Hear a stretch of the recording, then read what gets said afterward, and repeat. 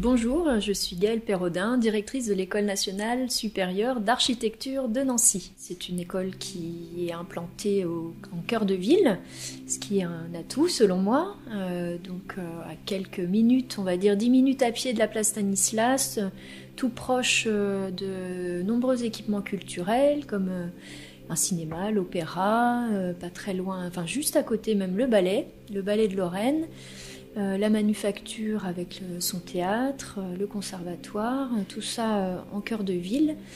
Et puis bien sûr toutes les commodités que peuvent attendre les étudiants, étant donné qu'on est aussi sur un petit campus avec le Crous pas très loin et 2 autres écoles d'ingénieurs. Après, l'école d'architecture de Nancy a forcément des spécificités par rapport à d'autres. Peut-être historiquement rappeler qu'elle est issue de l'école de Nancy qui fait écho on va dire internationalement. L'enseignement en architecture était proposé à l'école des Beaux-Arts, d'où l'école de Nancy, qui est issue de l'école des Beaux-Arts. Au moment de notre ministre André Malraux, il a engagé une réforme de l'enseignement en architecture dans les années 70 qui a permis aux écoles d'architecture en fait de devenir quelque part indépendantes des Beaux-Arts. Donc à Nancy, cette école s'est créée dans les années 70 justement d'abord à Villers-lès-Nancy. Et puis, depuis 1996, c'est implanté dans les locaux actuels, ce bâtiment un petit peu emblématique, on va dire, du quartier Rive de Meurthe à Nancy, de l'architecte Livio Vacchini, un architecte tessinois. Donc ce bâtiment a été conçu pour l'enseignement en architecture, pour accueillir l'école à l'époque, qui était trop à l'étroit dans les précédents locaux. On a la chance d'habiter entre guillemets et de former nos étudiants dans un patrimoine remarquable, donc qui a été même labellisé architecture contemporaine remarquable. L'école d'architecture de Nancy est bien ancrée localement et entretient un partenariat privilégié forcément avec l'Université de Lorraine, sur plusieurs plans, le sport universitaire, la médecine universitaire, mais pas seulement. Donc on a forcément des liens privilégiés avec d'autres écoles d'ingénieurs, notamment de l'Université de Lorraine, comme l'ENSTIB à Épinal, donc l'école du bois. Nos 2 écoles voisines, le IGM et le NSGSI, avec lesquels on forme justement campus, donc forcément les liens sont assez étroits. L'ENSAIA profite aussi d'autres, on va dire, actions au bénéfice de l'Université de Lorraine. Voilà. Alors nous sommes également attachés à un second campus qui n'est pas dans le même quartier que le nôtre directement, qui est situé près de Nancy Thermal. Il s'agit du campus Artem et qui regroupe 3 écoles, une école de commerce, l'école d'art et de design et l'école des mines. Et par exemple, on développe depuis cette année un double cursus architecte-ingénieur, ingénieur-architecte avec l'école des mines. Et puis on a forcément un partenariat, je dirais, naturel avec l'école d'art et de design, parce qu'on est sous la même tutelle, qui est le ministère de la Culture. Alors ce que je peux dire en préalable pour donner une spécificité des études en architecture, c'est que en général, pour les lycéens ou pour les étudiants qui viennent d'autres domaines, c'est une belle découverte de ce qu'on appelle le projet en architecture, qui nécessite à la fois créativité, et puis de savoir travailler en équipe et d'aller chercher les ressources, l'inspiration, entre guillemets, dans tous les domaines, enfin en tout cas dans des domaines assez variés qui peuvent aller de l'histoire à la sociologie, en passant par les sciences plus dures comme la physique du bâtiment, la construction, etc. Les études en architecture sont très complètes parce qu'elles vont solliciter diverses connaissances comme celle-ci. Donc l'architecte ne sait pas tout sur tout, mais en tout cas il doit avoir ce réflexe d'aller se nourrir de tout ce champ disciplinaire pour après être au cœur de la création d'un espace, d'une construction, de l'aménagement du territoire au sens large. Et c'est vrai que cette créativité-là, elle est sans doute nouvelle, et c'est à l'école justement de la susciter, de l'encourager, de donner la méthodologie, les clés pour parvenir à cet objectif-là. Souvent, la question qu'on nous demande, c'est quel profil il faut avoir, quel prérequis. Alors, il n'y a pas de prérequis, on va dire, type. Il faut être motivé déjà, avoir conscience qu'on s'engage dans des études qui sont passionnantes mais exigeantes. Donc, voilà, il y a quand même beaucoup de travail à fournir. Mais il ne faut pas être plus scientifique ou plus littéraire. Enfin, on accueille des profils assez larges dans l'école et volontairement, on recherche même cette ouverture-là parce que, comme je l'ai dit juste avant, on sollicite beaucoup de disciplines.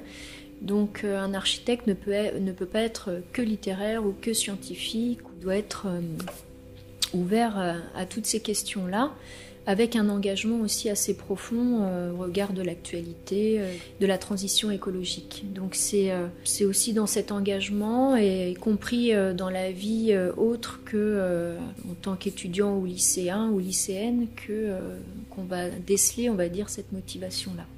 Oui, je pense qu'on peut préciser qu'il y a 20 écoles nationales supérieures d'architecture en France, plus 2 un peu spécifiques, donc une école privée, l'ESA à Paris, et l'INSA à Strasbourg, qui forme des architectes et des ingénieurs et qui forme au double cursus.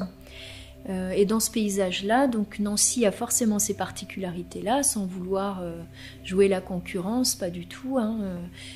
Il y a d'ailleurs des partenariats avec les autres écoles et de manière assez privilégiée avec les autres écoles du Grand Est d'ailleurs. Mais ce qu'on peut dire sur Nancy, c'est que déjà géographiquement, elle a une position particulière. Elle se situe entre Strasbourg et Paris, pas très loin de Paris, à 1h30 de Paris, ce qui peut en faire un atout.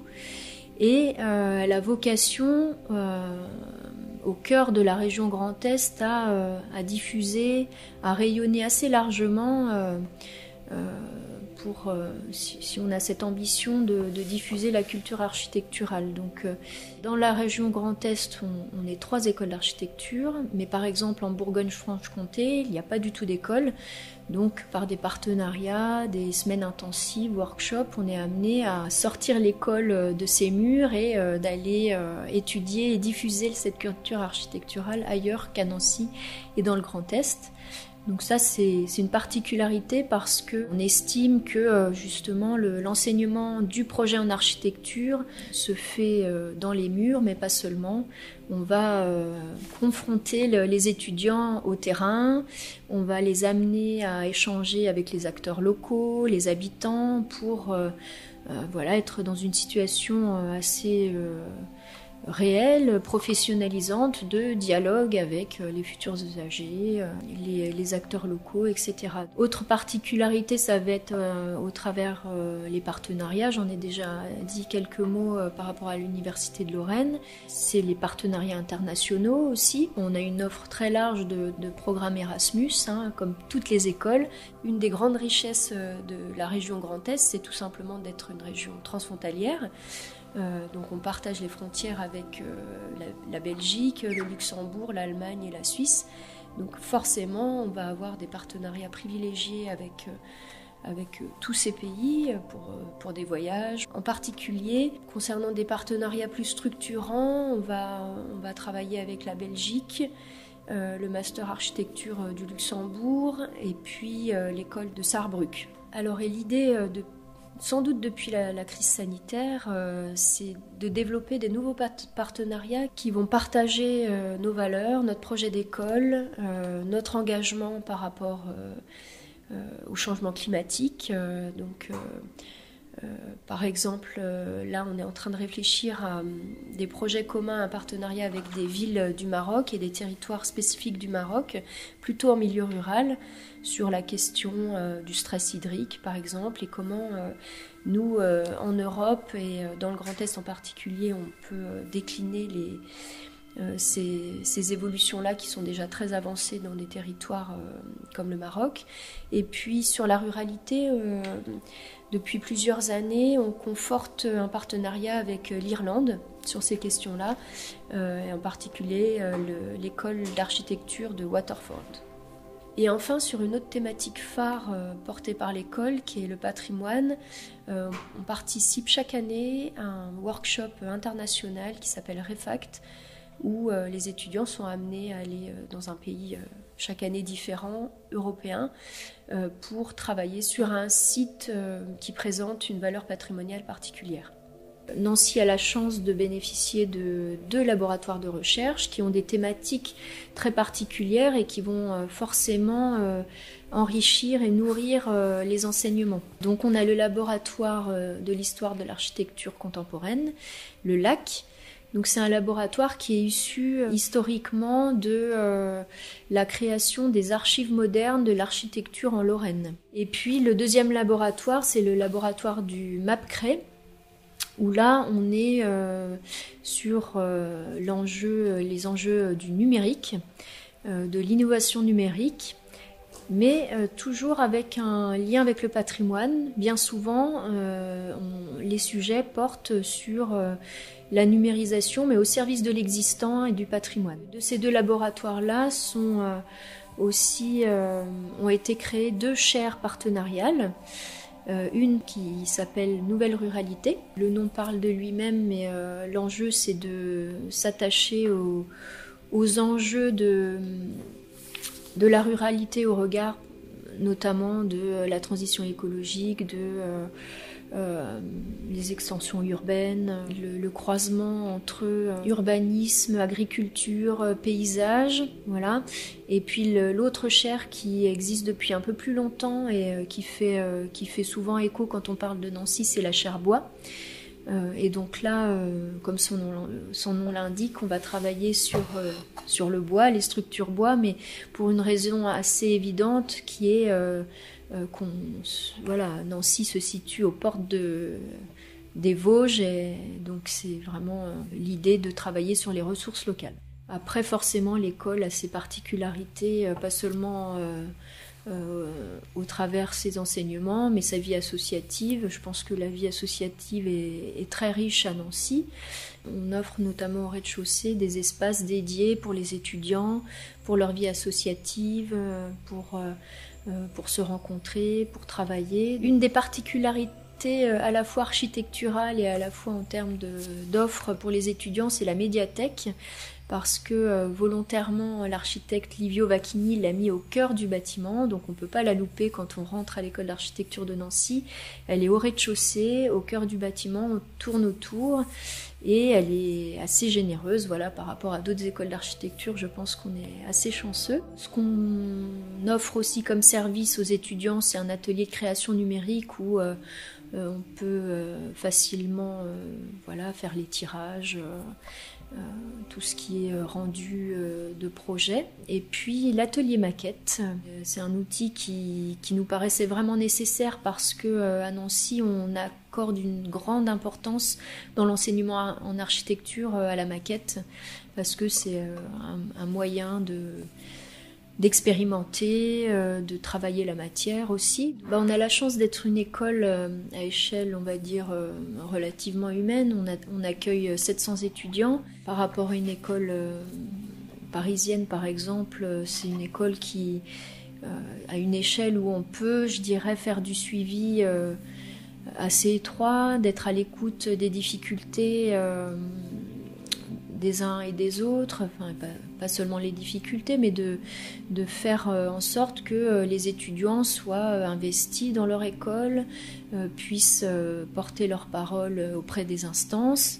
On y accorde une grande importance, puissent participer aux évolutions, aux choix, aux stratégies qu'on va mettre en place collectivement. L'école est très engagée, se veut très engagée sur la santé étudiante. Le service scolarité a une personne référente pour être à leur écoute notamment, et puis même à tous les niveaux, au niveau de la direction, on fait en sorte d'avoir un lien et un dialogue tout à fait naturel avec les représentants étudiants, les délégués, les représentants des associations, etc.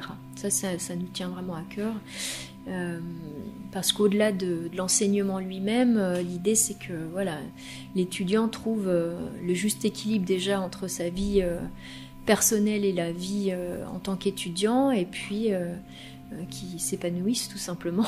Voilà. Il faut le préciser, on s'engage à prévenir toute forme de violence en proposant des formations, notamment. En début d'année, les étudiants peuvent bénéficier de formations, par exemple, pour prévenir toute forme d'addiction, les violences sexistes et sexuelles. Voilà, ça c'est aussi quelque chose qui nous tient à cœur à l'école d'architecture de Nancy. Voilà, donc peut-être pour compléter ces informations-là et ce premier niveau, on va dire, d'éclairage concernant l'école d'architecture de Nancy, il est possible de consulter notre site internet. Nous avons à cœur d'ouvrir l'école à différents moments, et là prochainement pour la journée porte ouverte, donc où les équipes seront présentes, on ouvrira l'école et tous les espaces dédiés à la pédagogie. J'espère que toutes ces informations-là et les différents médias permettront à nos futurs étudiants de choisir en bonne connaissance de cause, et l'école d'architecture de Nancy sera ravie de les accueillir prochainement, et j'espère qu'ils seront convaincus par ce que peut apporter l'école d'architecture de Nancy.